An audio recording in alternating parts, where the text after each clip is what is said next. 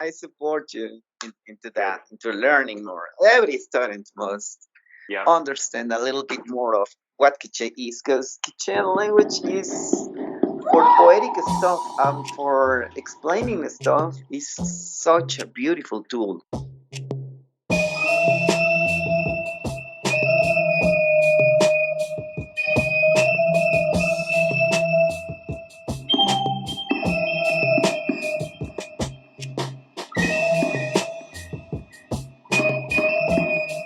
Because you got the poetics behind everything all the time, and they are always beautiful. Well, I remember my friend Eagle Solomon. He said that every language is a lens of the world, and I thought that was the most poetic way of describing this phenomenon. That Oh yeah, in Quiche they have Quiche ideas that that we don't have outside of that Quiche lens, and that's the thing that I yeah. thought I'm really peeling back the layers of the meaning. Good, good, good. Did he give you a date to start or a No, point? no, no. I just sent the first message only, and my response from him was in the Spanish, and then I got a response from you in English. Okay, okay. So that's just started. But I would like to talk about organizing some sort of way to study. I think it's important. Perfect. Maybe we are going to start at the same time. But I promise Enrique to be quite silent. And he says, well, you can be a collaborator if you see something that can be improved. And I said, yes, of course. But don't be afraid. You just teach the way you do and don't feel nervous because I'm there. Because that's sometimes what happens. Also, if he will go to attend some of my stuff, I will be like, oh my gosh. Right, you have to make it look really nice. Yeah, wear a nice shirt. Yeah. Yeah, or in your case, it would be your best necklace. Ah, I'm inspired by your necklaces. I want to make one. Uh, that's one of my missions, actually. That's what I'm doing, I think.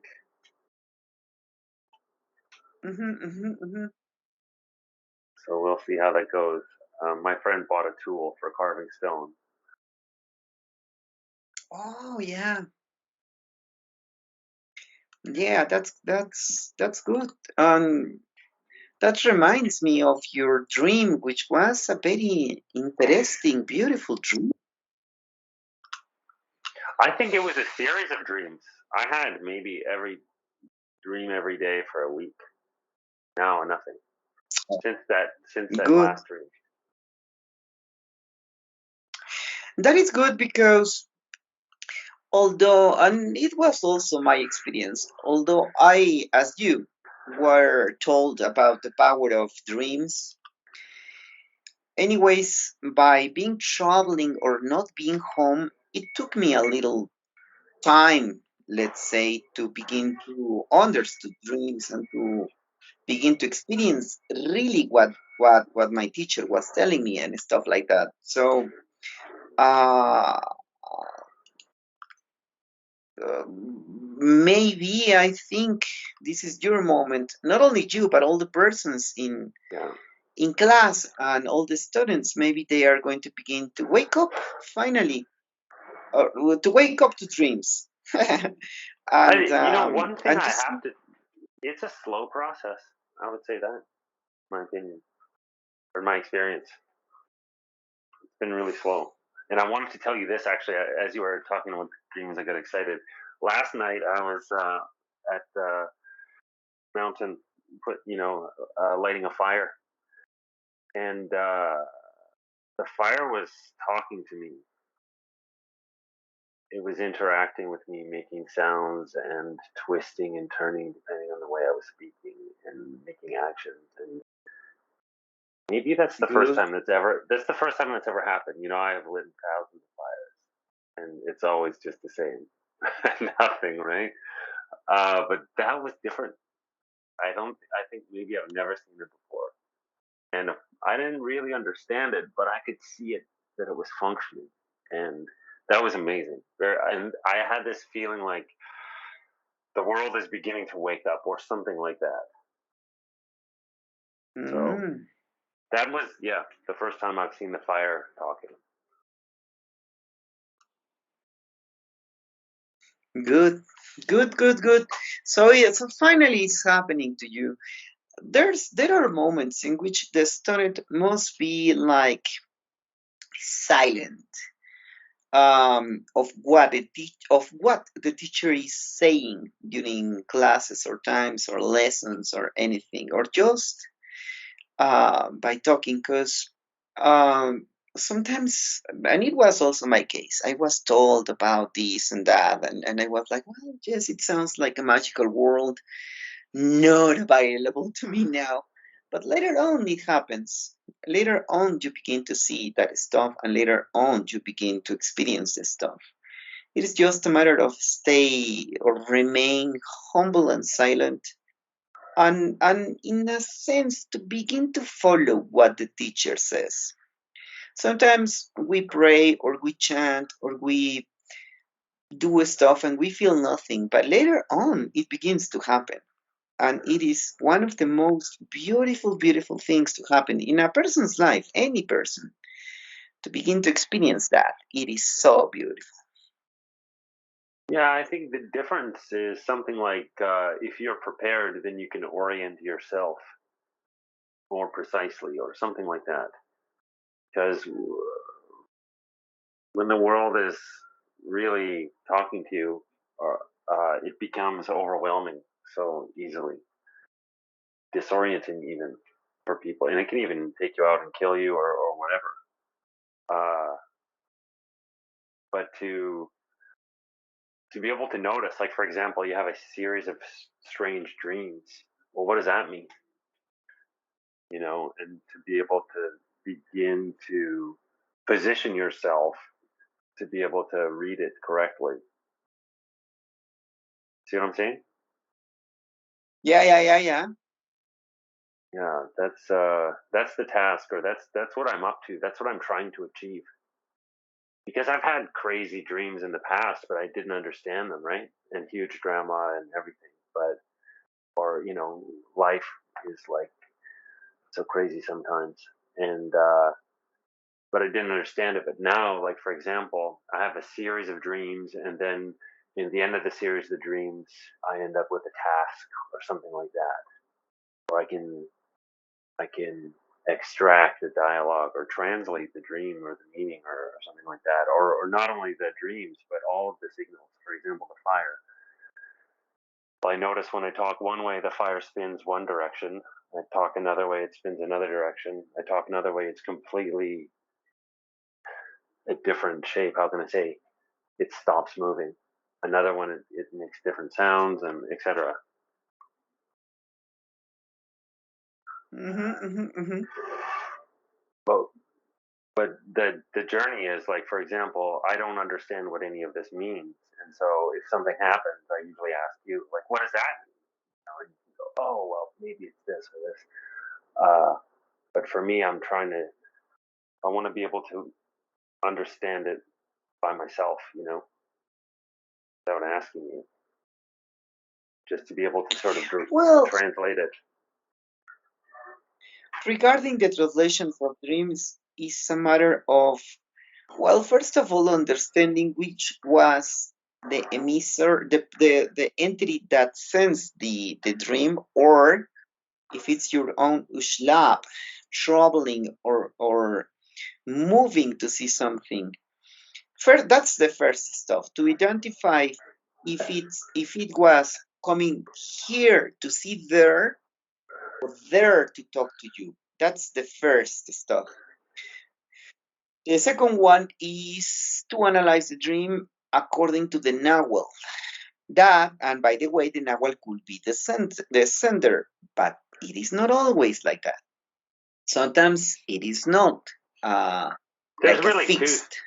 there's two steps to analyzing the dreams. First, you need to find out which type of dream or what is the phenomenon, and then after that, you can translate the elements. Yeah, Because yeah, translate the elements and understand the stuff. Well, then it comes what can be the meaning of elements that appear in dreams regarding to the ways in which you think about that. As when, for example, I was telling you that the average way to think about, for example, a very angry dog usually express suffering ideas, some sort of suffering stuff inside a person. But if you were raised close to dogs, if you had an episode with an angry dog, as for example, that an angry dog bited you when you were a child, or if you were raised surrounded by dogs and everybody loved the dogs but not you, and stuff like that, then there's a conflict because the dream is then affected by the way you think about dogs. That's why it is always teached and said that, and mostly for foreigners, not necessarily inside the culture on the Mayan lands, but anyways, it applies anyways to everybody. You have to analyze the element or the dominant element to see if you do have already a play or a drama with that element. If you do have it, then maybe it's only your brains, your mind, showing you or telling you something. But if not, then the dream comes clean. For example, there's a dreaming like by being eh, let's say swimming in a river that suddenly gets dirt. It is always connected or related to having bad episodes, bad times. It can be debts, it can be an enemy, it can be someone yelling at you. It is what it is, a lot of different stuff, but it is facing problems like that. But if when you were a child or something, suddenly you found yourself swimming or having an actual episode like that, then you have to understand if it is not just a reverberation of a traumatic episode more than a dream sended or a message sended. But and that is what we can call cleaning the bank of memory, which it means that you have to analyze every element of your own composition of ideas to see if something is affecting that, or if you have heavy charged judgmental stuff regarding some elements. If you do have it, you can clean it. But if not, then the dream really came. And then you begin to analyze those dreams. Another rule is that it is more or less like always teached. It depends on the ahir, but mine was severe about that. To keep a daily recount or reckoning of dreams, and then later and then begin to write the Nahual in which the episode occurs, to see if the same Nahual is going to send you dreams 20 days later, or if the number has given the Nahual number has given you some sort of a message. Then let's see if 13 days later the same numeral Nawal is sending you another or the continuation of a dream. Sometimes things happen also in that way. Then it comes the moment in which you begin to experience stuff according and regarding to your life, but also now by looking at the lens of the Nawal's frame, as to say something, to finally, little by little, begin to arrive to the moment in which what you can do is to begin to ask or to ponder, or before going to bed, to have an idea expressing that you are pondering or that you will want to know more about that. And suddenly, if you keep on being tracking and recording and putting things into notes, you will discover that you can begin to have some answers, also little by little, and sometimes uh, in a very curious, let's say, particular situation. Sometimes it also can be very unusual dreams telling you something that you have to pay attention to. So, crossing, dreaming, going, let's say, into this art is always also a matter of not only considering or acknowledging that that is possible, but also by tracking, doing, by putting the effort. Not too much, because being too passionate can also force the Yeah. mind to create stuff to let's say to placebo you. So if you are also too much, then your own mind, for the purpose for the purpose of calming you down, can send you a placebo dream, and then maybe you can see, well, I got this message. No, it was only your brain telling you calm down. If so, in a sense, that reflects what is all the Mayan learning. You have to go. You have to be passionate. You can be obsessive, but please, not too much. Or please try to relax. Or please flow with the time. Don't. It's not necessary to pressure yourself or to go fast. There's no one to impress, and there's no one really to show off your skills. This is an inner traveling, is an inner path that has to be done only or that can be only measured by your own eyes, your own heart. There's nothing to there's no hurry. You just have to do it. This is interesting. One of the documents that I've been making over the last couple of months is this outline of the dreams, and I could send it you Mm, what I have now. It's similar to what I sent you about the Nawal and Ushlab,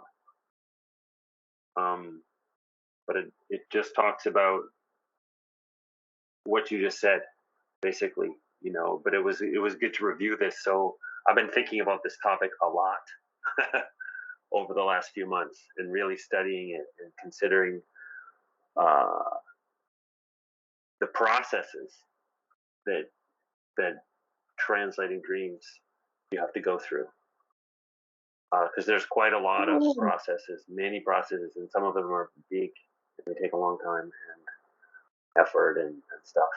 I have a question about the book. Um, mhm. you got the dream journal recently. Yeah. Have you found it useful, or how are you finding it? Well, it's an amazing tool to begin to practice interconnections in between worlds. And by the way, in the beginning, as it was my case, but without the journal, it is so good to begin to feel all the charts and all the, let's say, the studies of what is a chobog, a nahual, the corporation, and to begin to see little by little, you begin to see the dynamics in between nawals and the dynamics in between the numerals, the numeral nawals or the nominal nawals. And at the beginning is like when we were kids, right, in a school, and people were and the teacher was like A B C D, A B C D, and you are repeating and repeating and repeating and repeating and repeating and memorizing and stuff. The journal helps a lot for that, to begin to repeat and to begin to see to patterns. As long as the teachings begin to happen, then you begin to understand what you did already draw. Oh my gosh. So I think it's a beautiful tool to let's say to get accustomed to the dynamic, not to get accustomed, or well, yes, maybe to get accustomed to dynamics, to see them naturally flowing, to see how the track of time is I think so. happening. It's like a And receipt. by the way, what? I said it's like a receipt. Like the novel came and gave you a receipt afterwards. Here you go. And so you have the receipt from every novel, and you can see which dreams, which I don't know, business connections, whatever problems it gave you, and you can go back and look at the records. And I have to Yeah. say too, all of the students said that they all really enjoyed their books, and they all finished the first one, and then almost no one started the second one except for maybe Frederico. Well, some of them shadows the sheets because they needed more space to continue, and I know about that. But anyways, differently from what is your actual experience, is that I have to analyze clients and for to do healings. So later on, all those schemes and everything that you have been doing are going to be very easy for you to for you not only to help you but to give you the answers when analyzing stuff in which you can intervene, or things that, or you can do observations that people cannot do, or you can even predict the stuff that people can't do. So as our friend Solomon said, yes, language is a lens to see the world, but when you use this journal and you begin to do this stuff, you get the microscope to see everything in detail, to see the foundations of everything. No doubt, a And it is by microscope, electron mic. Yeah, totally. yeah, yeah. And by the way, I have been having decades of experiences, and not only through the process of my teachings. I was already an artiste when I was still going for answers and having questions to every person that I could. But anyways, even as an artiste, as a person that was still, let's say, that was already performing ceremonies and doing healings and stuff. Anyways, this is the time that I'm still looking at something and I'm still amazed of elements that appear, or things that I can understand and stuff like that. Uh, this is still the time in which I'm still discovering the universe with amusement eyes. It is it is it is a tool to be continuously, or to sustain, or to have a continuous to see the marvelous universe we are living in, with all the dramas that happens in the universe. That's for sure. But anyways, you can see the structure, and it is amazing. Yeah, it puts you in a state of wonder, which I think is a good place to approach things from. Yeah, yeah. So the journal is a magnificent tool. There must be a time in which an advanced student will say, "Well, I'm not going to no longer to feel day by day," and it is okay. But anyways, when confronted with something to analyze, you can use the same chart, and you will discover that now you know what is behind that. That is amazing. Oof. Um, so for today, I have some questions uh, about the document that I sent you on the introduction, the one Yeah. that was 50 pages. And so it's going through each of these different numbers and stuff. Yeah, okay. Let's see here. And let's see. Let's go through the first one.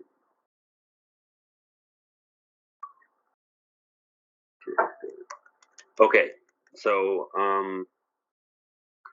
for number one, I'm missing places and matching. Places and what? Matching. So matches that would match, be complementary. Ah, okay, yeah. Yeah. So I don't know if you'd like to go through this now, or If you would want, because all those answers are in the recordings, and that's the purpose of doing recordings. But if it is not too much, well, we can do it now, or I can yeah, do a resume. because I would like to go through this for you because so far all of the information in the document is based on a transcript. Yeah. Okay. All right. Okay, so let's do. So the first one is places for number one, places.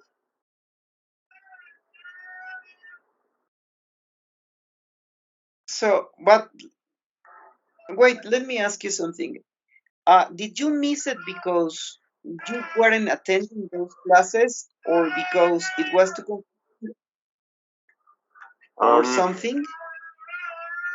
I I created transcripts of the first, I don't know, 20 classes or so, and then after that, I just started editing them, and it took me a couple of months actually, and this is the result. And Okay, well then listen. I'm going to do a resume because now it is going to be late for me if I go too deep into stuff. But first of all, for places of all the nawals, it is going to be at least numeral nawals is going to be precisely what the nature of the water is. So number one, places are always connected or related with springs, which usually are in the bottom part of valleys. There are also springs in the big mountains or in top of mountains, but in this case, number one, it is always the the bottom ones, the ones in the bottom. As following also the metaphor of a temple, a red building, as I wrote in the newsletter, number one is in the bottom, and usually it is the spring and also an accessible place for people, as for example, close to your own places. Some rivers also can play the same stuff, specifically if they are in the valley, in the bottom place. Number two has to be with the wells. Mostly is the well. And there are two different ones. One of them is when the well is located for public uh, or is in the public, as it usually was in some towns in Guatemala, in which, and in Mayan lands in general, in which the well is situated or located precisely in the middle of the town. And also is going to be connected with dry wells places and the one that is still active. Mostly it is always connected, let's say, essentially or basically to that. Number three ones are places. It is usually the waterfalls and also the waterfalls and the delta, the places in which the water already opened the path, coming from a, let's say, a continuous flow. Then the water already produced the delta. That's number 3, along with the waterfalls. Number four places are connected to how can I say? I forgot I forgot this stuff. Oh my gosh, the containers, but dam, the dam. Whether artificial or natural, number 4 has to do or has to be with dams, with the container. And as I said, it could be both artificial or natural. Number 5, places are mostly connected with what already happened after the destruction from a flow of water. Number 5 is the nawal that is going to break the container that is previously seen on number 4. And then number 5 is this place in which there's mostly an it was an overflow, so it can be some sort of a devastated area. Number 5, it always comes with rudeness. So number 5 places, in essence, are like devastated places after the water, but with one observation. Those ones later on are going to be very fertile, are going to be very full of nutrients, because that's the purpose. In that sense, that is going to be connected with the flow of the seed, but that is one way to say it. Number 6 is precisely what happens after destruction, and it is and this number 6 place will be then understood as the place of risk, a canyon, a place of observation, a place of gazing, observation stuff. The water then it is going to be no, then the connection with water is in the sense of the observation of weather conditions and situations to establish or to connect, to understood the cycle of rain.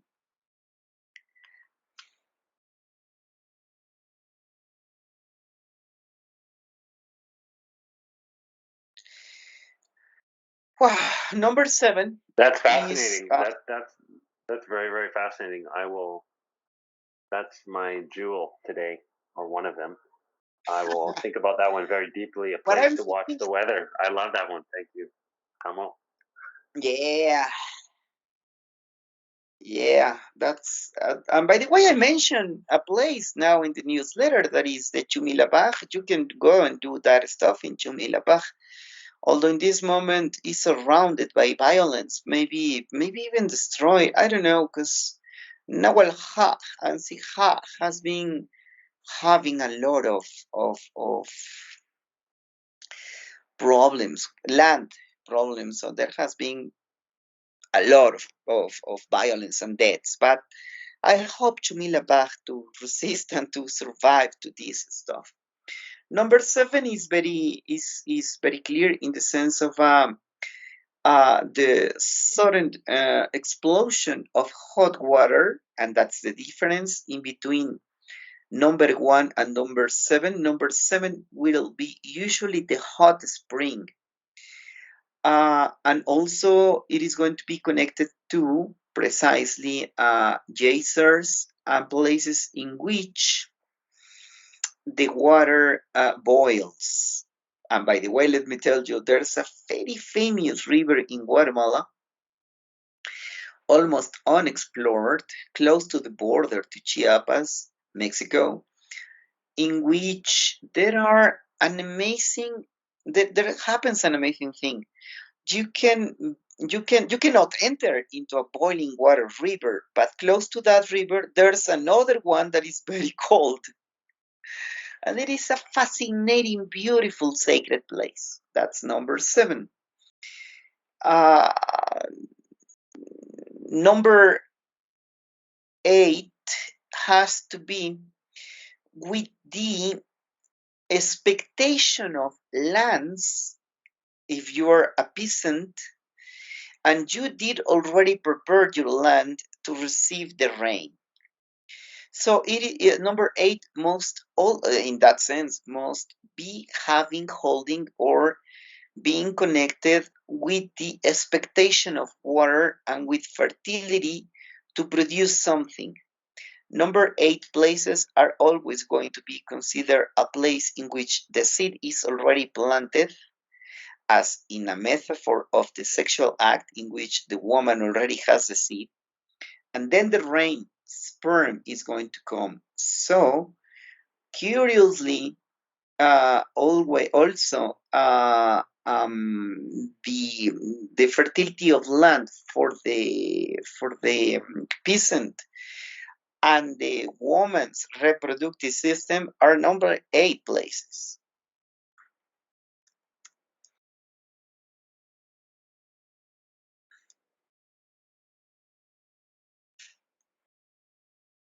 That actually gave me an amazing image when you said that. It's kind of graphic, but of raindrops.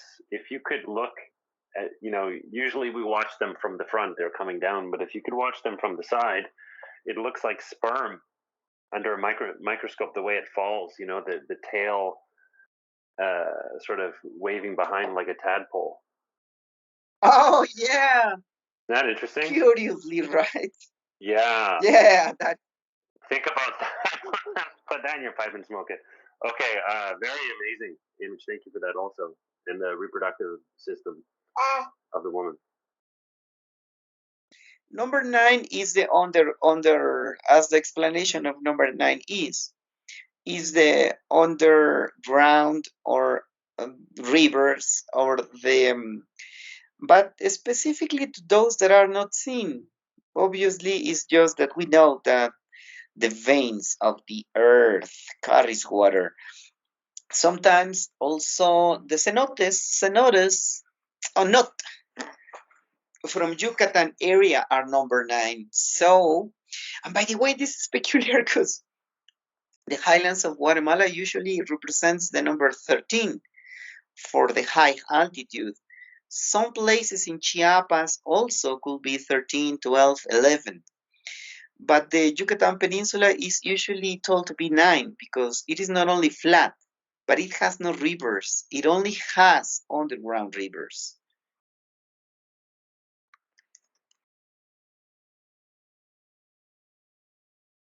There's a lot of interesting historical questions I have about the Yucatan Peninsula and the cenotes and stuff, but that feels like a whole another discussion. Okay, whatever you will want to ask. Number 10 is the lake. It's always a lake.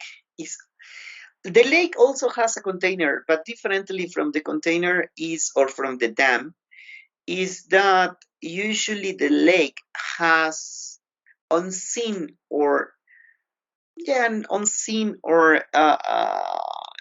inner springs, or let's say is also fed by rivers, and at the same time it can produce new movements in water. It is always a place in which the water is taken and what is a place in which you can put the water and you can take. So um, a water tank in your house is 10 also. But in nature is the lake.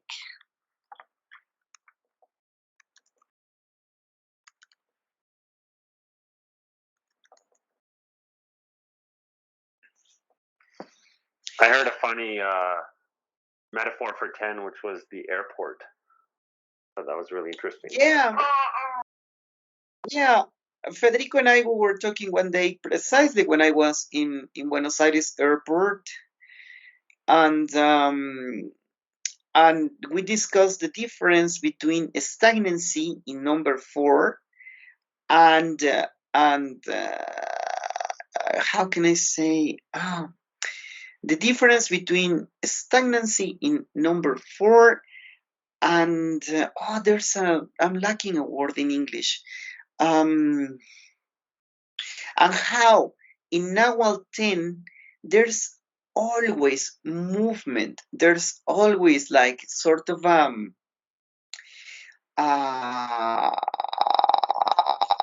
there's a word in English. Constant motion?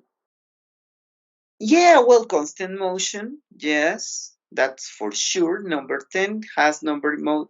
Although both can be containers, number 10 is always fed by something. Number 4 can lack, can just be the container.